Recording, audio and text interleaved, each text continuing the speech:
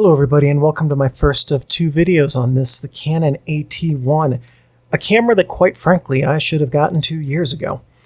But now that we're here, I want you to know first off, I do have a printed book on this camera. If you learn more effectively with a printed book or you want to have something small that you can take with you to have alongside of this or when you're in the field and don't have access to a video, the book is on Amazon, and there's a link in the video's description if you'd like to check that out. The Canon AT-1 is a 35mm interchangeable lens SLR. What does all that mean? 35mm means it can take any 35mm film within the bounds of the ISO range that it can use, which is pretty gracious. And interchangeable lens means that it has a lens on it that you can take off and swap it, put another one on at any point when you're not taking a photo, and your images will be unaffected. So you can change lenses at any point when you're not taking a photo without ruining the rest of your film, basically. And SLR means that it has a single lens. Inside of this housing up here, there's a prism. The light from the lens reaches this mirror behind it, bounces into the reflex prism. It's reversed and inverted by the prism, and you see it right side up when the light reaches your eye. And then the only time you can't see the scene is when you're actually taking the photo. This uses what's called a TTL CW CDS meter. What does that mean? Through the lens is TTL. The light coming through the lens is what's used by the camera's meter to calculate the appropriate settings that you need to dial into it to get a photo that will turn out with a proper exposure.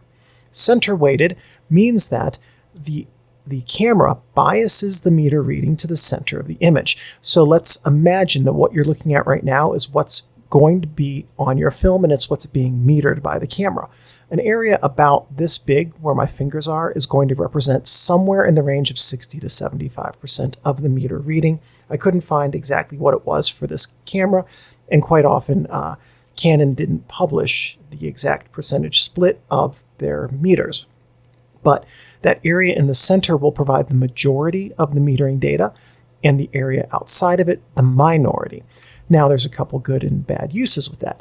If you have something very dark, like this right now in the center of your frame, then what's going to happen is that the rest of your image is going to be a bit blown out. If you have something very light, like me, because I am very pale, in the center of your frame, then everything out here is going to be a little bit darker than maybe it should be. But if you place the face of a person you're taking a photo of in the center of the frame, obtain your meter reading off of that, and then recompose the image however you'd want so that their face is over here and like a forest is over here or whatever, then you will have a meter reading which is properly exposed for what you took the meter reading off of in the center of the frame. So that's just one way to use a center-weighted meter effectively. The shutter speeds on this camera are 2 seconds to 1/1000th of a second in bulb, and you can see that up here. The 2 in orange indicates that that's a 2-second exposure. Bulb means that as long as you hold the shutter button down, the shutter will be open.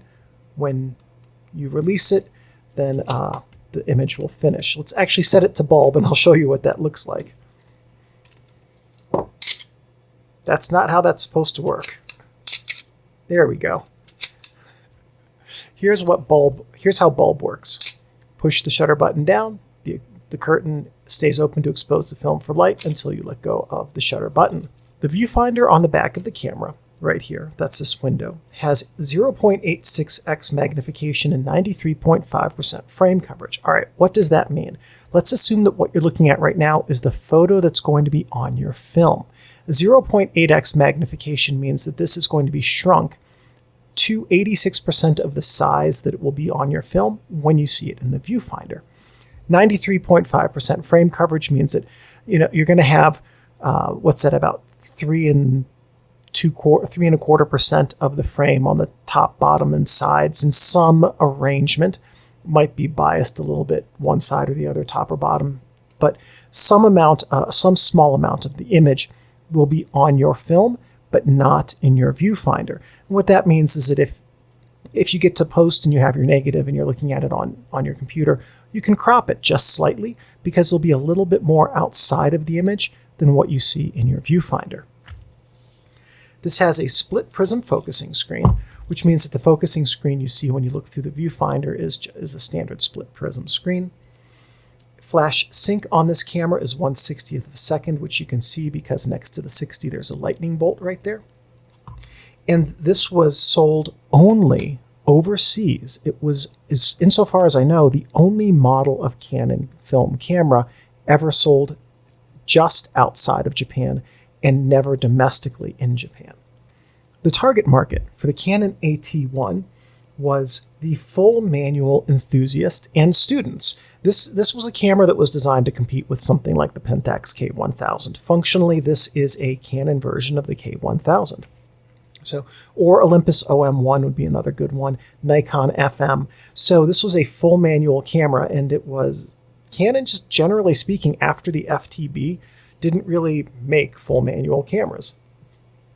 But functionally, because this is an AE1 with a few different minor changes, but because the AE1 was popular, but some people wanted a fully manual camera, Canon created the AT1 and then released it. And it's essentially an AE1 that doesn't have automatic aperture control built into it. And then there's a couple of minor differences on the top over here on this side, which look more like the FTB. This was made by Canon in Japan from 1976 until 1977 only. Now, if you have your Canon AT-1, we're going to do as we do and go over all of the features on the camera, starting, of course, with the top, technically sort of the front. We have the strap lugs right here, which is where you would connect a camera strap. Then up here, this is the film rewind knob and lever that you can use to rewind the film as well as open up the back of the camera. We'll see that in greater detail in about, I don't know, like 4 minutes usually. This is the power switch, on, off, and C. And you might be able to see there's a little white index there on the top that indicates where the switch is set. So the C is for battery check. Okay, so if you have a battery in your camera, and we know that this one does because the shutter fired, and you want to check the battery, what you do is you slide this into C. Inside of the viewfinder, you'll have something that looks basically like this. If your meter needle goes up all the way to this upper triangle, that indicates that your battery is good. And I'll probably tell you about that again in the second video when we talk about battery checks. So on and off, basically just power switch, right? That symbol right there is your film plane indicator, which marks where the film is in the camera. That's used for things like high magnification microscopy or similar macro photography, where you need to know the exact placement of the film to calculate exposure and magnification. Serial number. This is your flash hot shoe up on top right here. This right here is your shutter button and your dial right here. So the power, the lock, and self-timer. Right here, if you can see that red light, it's locked, okay? With that flipped back, you cannot take a photo. This is active, so you can take a photo. And then if we flip this all the way forward, this is your self-timer. And that light's going to blink while the self-timer counts down, and after 10 seconds, then the camera will take a photo. You'll notice that the mirror rather, will open right before the camera takes the photo. The mirror does not pop up beforehand. This is your shutter dial right here. This is your ISO window right here, and your frame advance lever. When it comes time to load the film, I'll remind you, but you lift up this silver ring on the outside and rotate it to adjust the ISO. And yes, it does have that super fiddly Canon AE1 ISO adjustment ring. On the camera's back, there's not a ton to see. Viewfinder window right here, and if you look on the sides from the top of yours, you'll notice there are a couple of grooves here. That's so you can put accessories on. These old caps right here used to come with wings on them so that you could also use them as a shade over your viewfinder window. So if yours has the wings on it, you can still do that. And then that way you could take like a long exposure and not have to worry about light passing through the viewfinder to fog your film. Film memo holder right here. So when you take your film out of the box, what you do is you tear the tab off that box, slide it into the memo holder, and then you know what type of film you have and how many exposures you have. On the front of the camera, we have a handful of things here. This is the model and the make, obviously. This is your battery door right here. And I'll show you right now how to open it. It's best to use this. If you use your finger, that's a really good way to break this lock release or the door. So if you don't have this, then a small key or a flathead screwdriver, a small one, can do that too. But definitely try to get your hands on one of these if you can. That's the battery door right there. I'll take the lens off and you can see the lens mount right here. The lens mounting index, which we'll see in the second video when it comes time to lay out how to mount the lens. This is your depth of field preview button right here. Push this in and you might be able to see the aperture in the lens closed. Push the silver button down once you're done and it will open back up. Behind this black cover is your flash PC port. That's not personal computer, it's Pronter Compor, and that's a standard sort of connection for X flashes that you can use so you can trigger a flash off of the camera without having to have it in your hot shoe. On the camera's bottom, we have the mechanical coupling for the auto winder, film rewind release button, tripod socket, and electronic coupling for the film winder. This will use the exact same winder as the Canon AE1. To get inside of the camera, all you have to do is lift up on the film rewind knob until the back pops right open, just like that, and now we are inside of the camera. Here is the film cassette chamber. This is where, in the next video, we'll load 35mm film. These silver guide rails are film guide rails, and what these do is when your film is passing through the camera, the ones on the top and bottom keep it from moving up and down, and the ones on the inside sandwich up against the film pressure plate here, which we'll see in a second, to keep the film flat so that light's properly focused on it when you take photos. This is the film tension sprocket, and as you advance the film, this spins to keep the film moving evenly through the camera, and you can see the two shutter curtains moving and resetting right there at the same time. Film take-up spool right here, so that this is where the film is going to be taken up when we load it. If you would like to remove the back of your camera for cleaning or maintenance or to replace it, just slide down on this little silver knob on the hinge and you can angle it right off. That silver, well, I guess I don't know what to call it. It's not really a knob. The silver dude right here retracts this pin and you can then angle off your film back and put a new one on. They used to make things like data backs and so forth for these. Those don't do you any good whatsoever now. The only reason that you'd want to use that if you have a data back is to remove the data back and put a normal film back on. The data backs were big and heavy and used added batteries and things like that. However, I don't think they even reached 2024 when this video is being recorded. So here you can see some felt. You can tell I replaced the light seals in this if you're an eagle-eyed viewer like that. This is a film roller. I'll show you what I'm going to do. I'm going to take this off and show you how everything lines up when the film back is closed. Okay, hinges over here. So you can see the film roller rests right here, and that helps keep tension on the film sprockets so that the film is engaged with this and gets pulled through the camera. The film pressure plate right here lines up with the shutter curtain right here. And then this little spring right here helps keep the film properly aligned when it's in the cassette so that the film that is coming out of it is, it keeps the film cassette properly aligned so that when the film comes out of the cassette, it doesn't come in at a crooked angle and jam up the camera. I do have some tips on using the Canon AT-1 that will make it a little bit better for you to use. The first one is that the biggest weakness on these, quite frankly, is this battery chamber door. If you break the battery chamber door, it's not the end of the world. You don't ruin the camera. You can have it replaced. It does take some disassembly. I don't recommend doing it yourself. But what you can do is, until it's replaced, you can use some tape. Just the tape will hold the battery in place, or you can use the tape to hold the battery door down, whatever. Just some black tape, masking tape, something that doesn't leave sticky residue behind will work just fine. I think that there are also some 3D printed options for these doors out there, but again, you have to take the camera apart to install it.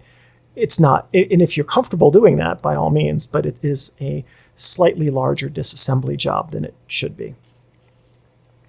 There are a handful of fairly obscure lenses that cannot be used on this camera and also have the meter function properly. So the FL mount 19mm 3.5, FL mount 35mm 2.5, FL mount 50mm 1.8, and FL mount 58mm f1.2 cannot work properly with this camera. I really recommend not putting them in there. In addition to the meter not working properly, I think those might also contact the mirror when the mirror flips up to take a photo. So the R-mount 35, 25, 50-1.8, and 100-2.0, those 3 R-mount lenses will not work with it.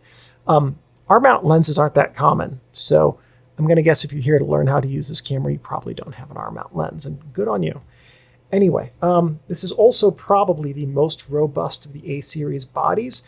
In the years that I've handled cameras, and for those of you who don't know, I was an active Amazon Marketplace seller from 2016 until the beginning of 2024, actively selling a lot of cameras on Amazon.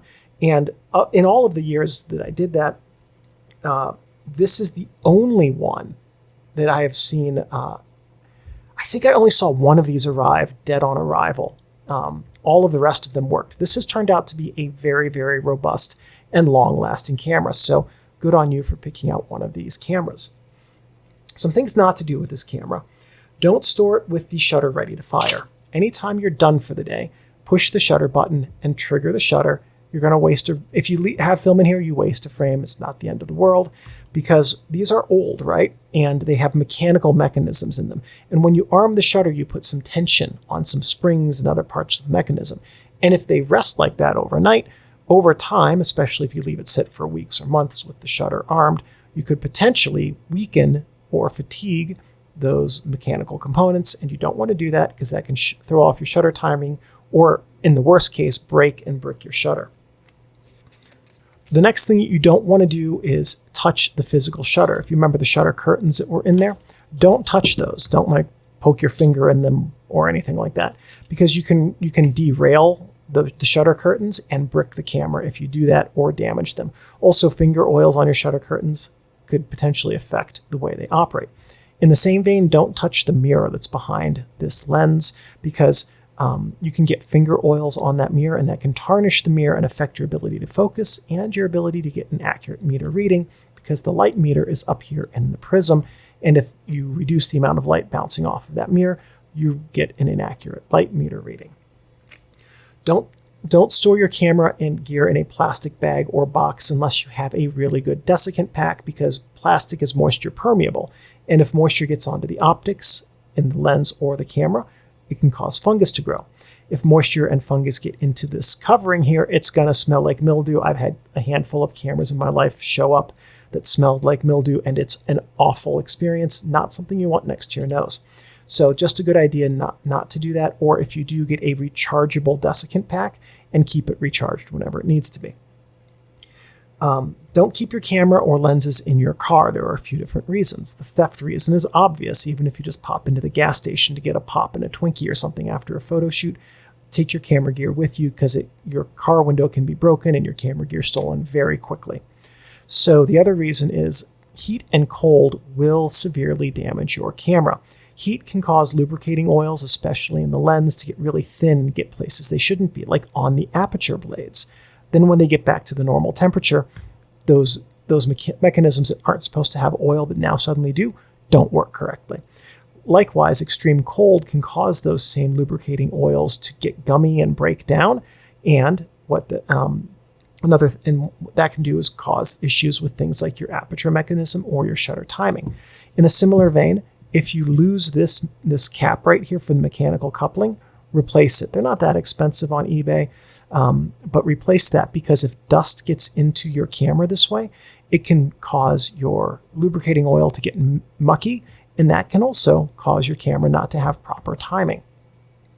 Don't let your Canon AT-1 get wet. It's not weather sealed, and water in this can potentially rust some of the mechanical components, but more so, this does have a lot of electronics in it, and it can short that out and ruin your camera. Just remember that your Canon AT-1 is a precision tool that should be handled with care and respect. And as long as you take care of your camera will take care of you. So that was the first video on the AT-1, and this where we just talked about what everything is. In the second video, I'm going to show you how to do everything with this camera that you can do with it to take photos. See you guys in that video.